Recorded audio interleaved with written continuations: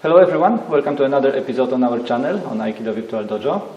And today we want to take a look at something we've been asked about recently in one of the comments under one of our videos. It's the exercise called Funakogi Undo. So it also has a name like the rowing exercise. It's a breathing exercise, but which has lots of things behind that we can explore. So we'll take a look today in this video about the benefits of practicing this exercise, what it does, how we practice it, how we explore it. And we'll probably make another video showing its applications in techniques, or how does it manifest in the techniques that we do in Aikido. So keep watching.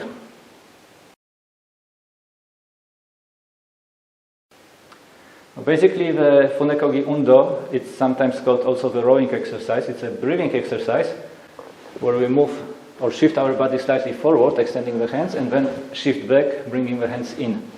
And as we do it, we have an breathing in, breathing out. So breathing in and breathing out as we come back. And we can do it, of course, both sides. So we can change side. We can do it also on the other side. And there are some variations about it. Durward will maybe talk a bit more about it, like with the height of the hands, some other stuff. So we'll switch later on in the video, and Durward will explain some additional things. Now, let's have a look at what we can explore through this exercise. When we do this exercise, what are the different axes of exploration of qualities that we can use in Aikido? So first thing already, as I'm moving, is I'm shifting my balance. So I can get a better sense of shifting my balance, the balance of my body between the legs, getting like a 50-50, and then moving a bit forward to the front leg, moving backward to the back leg. So we can already work our balance using this exercise. Okay, this is the very first basic thing. The second thing would be working with the hands, with the arms. So we get then an outward movement, an extension, and bringing it back in. And you can very often see, like you could see some old videos of O-sensei doing it in this way. He's like really stretching out, stretching in the hands, quite firmly. Okay. So we had this outwards movement of the hands and inward movements towards the center. Another aspect that goes with this is the energy. So one way this exercise breathing exercise was explained to me when I had been doing Aikido a very, very long time ago. It's like you reach out to grab an energy, to grab some energy, to reach out for energy and bring it towards your center. Okay, so you bring energy towards your center. And this is a reaching out, filling in with the energy, packing it into the center. Okay, so this is one aspect that you can explore. And of course, because we work with the center, we are strengthening our center, we are strengthening our stability, our base. So all this movement is about getting also firm, stable, with a strong center. And of course, I started already doing about the breathing. Basically, it's a breathing exercise, so we are coordinating our breath with a movement. So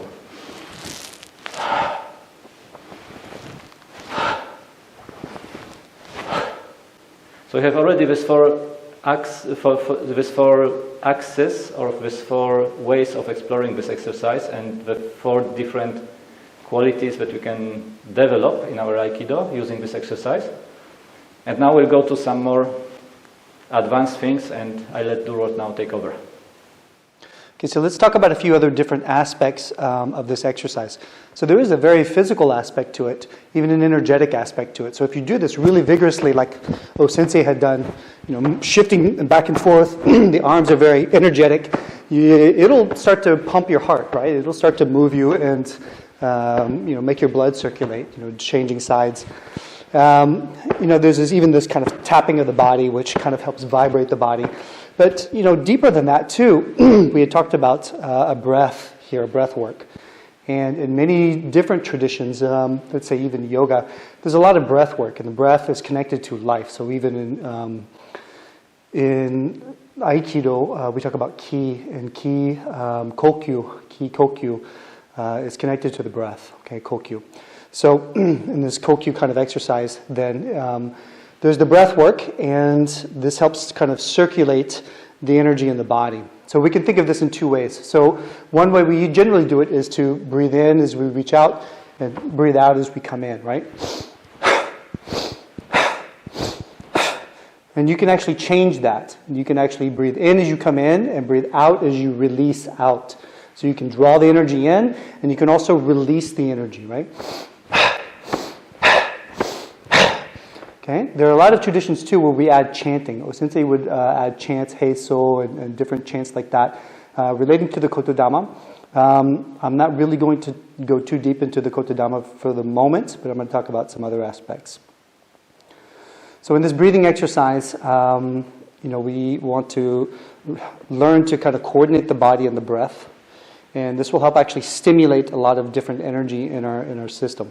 Okay, if you look at yogic traditions, the breath and the brain and the physiological system, parasympathetic, sympathetic, all gets kind of connected together.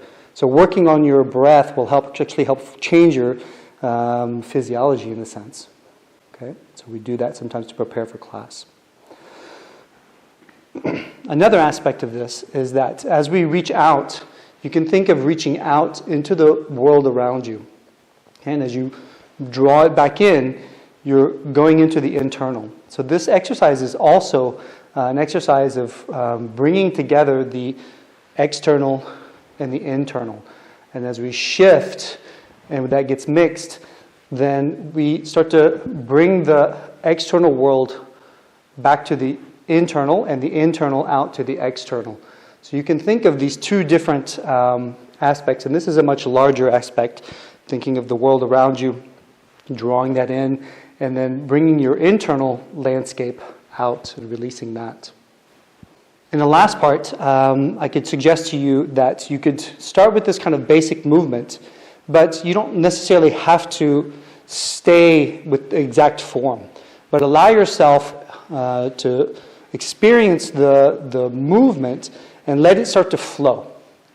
So instead of doing it just technically with the breath, almost in a kind of a Tai Chi style, if you want to say it that way, we start to feel how the body and the breath work together with this movement. And this could actually lead into other techniques. Right. So you start to get a feel where this movement starts to open up to a larger flow as you let it kind of get creative. Okay, lining up the body and allowing that breath and the body to flow with the energy.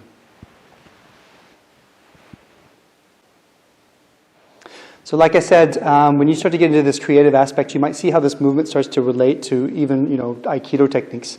So we will probably add in another video soon, actually relating this exercise specifically to certain techniques and certain applications. So stay tuned and look for that.